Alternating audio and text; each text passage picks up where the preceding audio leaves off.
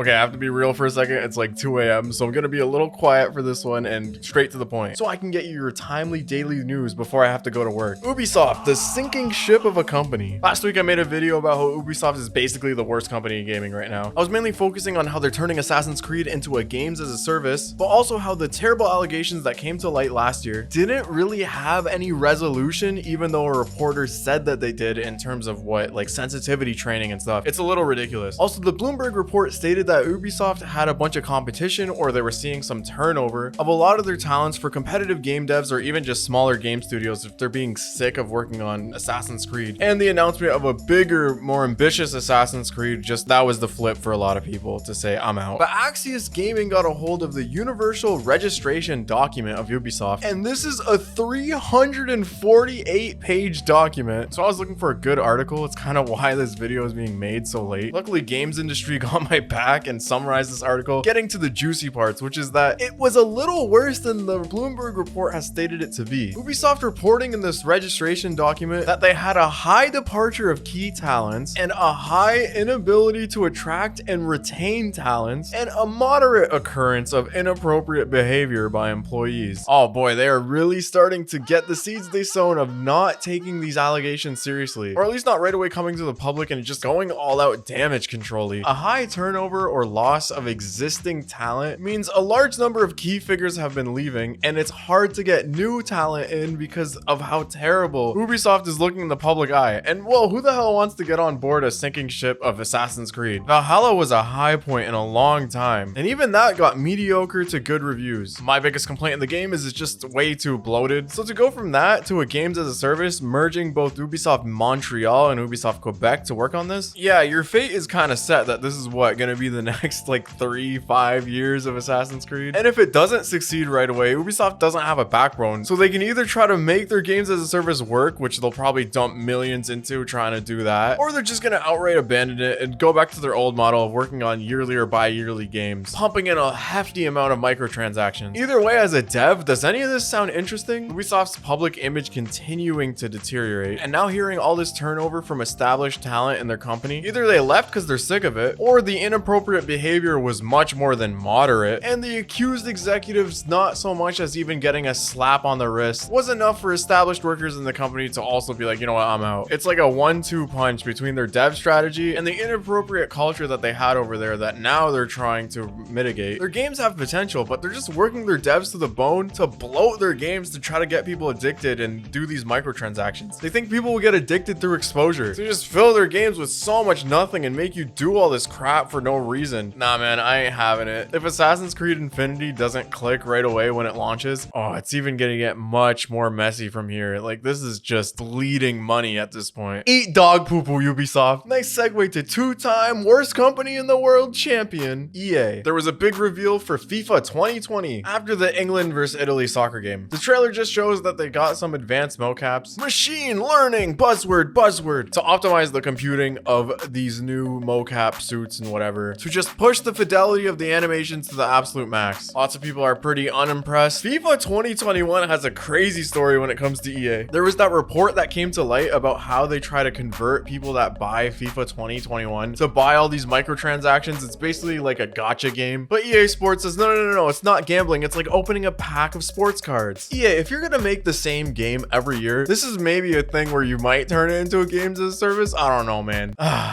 I mean, it's the same thing every year, but now you got more fidelity of the animations. This game is also coming to the Nintendo Switch, FIFA 2022 Legacy Edition, which means it's the same game, the old Switch version of 21, but just new kits and squads. So it really is the same game all over again. And as a reminder, more details of FIFA 2022 will be shown at EA Play Live July 20th. I guess we'll just talk more about the high fidelity of these animations. Cool. Man, I don't even play these games and I'm unimpressed. The game comes out October 1st, still sporting some of the ugliest box art I've ever seen in gaming history. This next story is another reason why I'm recording this so late. Last Friday, there was a super long live stream about Final Fantasy XIV. And in case you haven't heard and haven't had a friend aggressively try to get you on this game, Final Fantasy XIV is a hyper successful MMO, with the main purpose of this live stream to promote the big Endwalker update coming out at the end of this year. The main thing I want to talk about is there was a discussion between executive Yosuke Sato and mega designer director of of JRPGs, Naoki Yoshida, and the man, the legend, the disembodied head, Yoko Taro. They were discussing some behind the scenes stuff like how the NieR and Final Fantasy XIV crossover happened. That's why Yoko Taro was there. Being as hilarious as ever, Yoshida dropped some tidbits about Final Fantasy XVI, where that big 4-minute reveal trailer happened a year ago now, saying that we most likely won't see the game at Tokyo Game Show 2021. That starts later in September, and that they're waiting until they have something ready to really wow or make people say, yeah, I want to buy that game. But until then, not showing the game. The good news is that Yoshida confirmed that 16 is almost complete. All the voice work is in its final stage right now, and they're still always working on improving the fidelity of the graphics. The initial reveal a year ago was all in-game engine, and Yoshida saying that it wasn't even fully polished, and that the graphics would look even better since then. It looks like this game is actually going to come out in 2022. Yoshida said before how if they didn't show some big reveal last year, and they just showed like a title trailer or not in-game footage, people would think that this game would never come out. And yeah, I kind of get that feeling too after Final Fantasy VII Remake took forever and Final Fantasy 15 took forever. Being that they announced it super early, but then they go through redesigns or internal teams change again, complicating development and making things go way longer than they thought. But Yoshida's trying to assure us this game is like done right now, and they're just really trying to polish it until the big man is satisfied, which I'm all for, you know, like we were just talking about Ubisoft and their crap. That's why these games are good.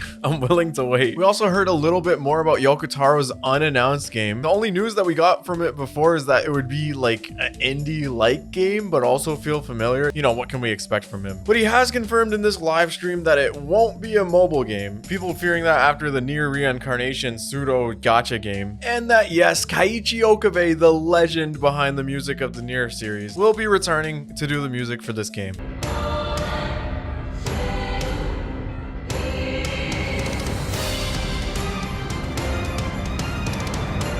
Still no news other than that. I'm interested in seeing what this game will be, since it's not a AAA game, but it still has Yoko Taro behind it. He also joked that he wanted to be a writer for Final Fantasy 16. And yeah, the game's like done. Yoko Taro is notorious for trolling people about saying these things. But hey, Final Fantasy 16 looks like it's gonna be a dark game. It's set in like medieval fantasy. Haven't seen that setting for Final Fantasy in a little bit. It seems like it's gonna be a dark game with your hero set on revenge, who looks like a basic knight. I like that he's not super over designed. One of the more simple and grounded looking Final Fantasy Pro tags we had, and it wouldn't be an anime game without a time skip. With a darker direction, I think Yoko Taro and Final Fantasy would be a good mix. Probably be the darkest Final Fantasy ever made, but hell yeah. I'm not gonna ramble about anime games for too long. Our last story is that rumors on a Bloodborne PS5 and PC version are going crazy right now. Souls Hunt, who leaked super accurately Final Fantasy Origins Strangers of Paradise, also stated that we were gonna be getting a 4K 60 FPS Bloodborne port to PC and PS5. There's been more 4chan leaks since then by known credible leakers. I don't really want to delve too deep into it because the source is 4chan, but they have somewhat of a track record of getting these things right. They say they'll have DualSense support for the PC as well with haptic triggers, similar to how Assassin's Creed Valhalla had that. Because of how old Bloodborne is, I don't even think it would be getting a director's cut. It's probably going to get like a PS4 to 5 remake, because Ghost of Tsushima and Death Stranding both got director's cut and are relatively new PS4 games, right? Like they were at least made for like the PS4 Pro. They already had 4K. And Bloodborne is way older than that. I would say that we might see a full-on remaster like Spider-Man from PS4 to PS5. Or hell, Neo 1 also had that treatment too. It's possible. The rumors are going crazy right now, so if you hear a lot about Bloodborne, that's where it's coming from. But rumors be rumors. So think with your head. Don't be so much of a consumer. I like to cover this because if you see it's relevant again, then this is why. It was also stated in this leak that Uncharted, the Nathan Drake collection, would also see a PS5 remaster and a port to PC. That's all I'm really gonna say for this, just the rumors. According to 4chan, source, believe me. No, but like I said, these leaker groups, there's been some things they got right. Souls Hunt specifically talking about Bloodborne Hunter's Edition or Bloodborne Eternal Nocturne, whatever the hell it's called. Again, being the same guys that super accurately leaked the Final Fantasy Origin games, you know, where you hunt chaos with the boys. But I'm gonna cut this here as a quick dodum. Probably gonna have some more rapid fire dodums this week just to make things easier on myself. But that'll be it for this one. Remember to like and sub for gaming's biggest news stories. Y'all just got dumped on. Bye bye.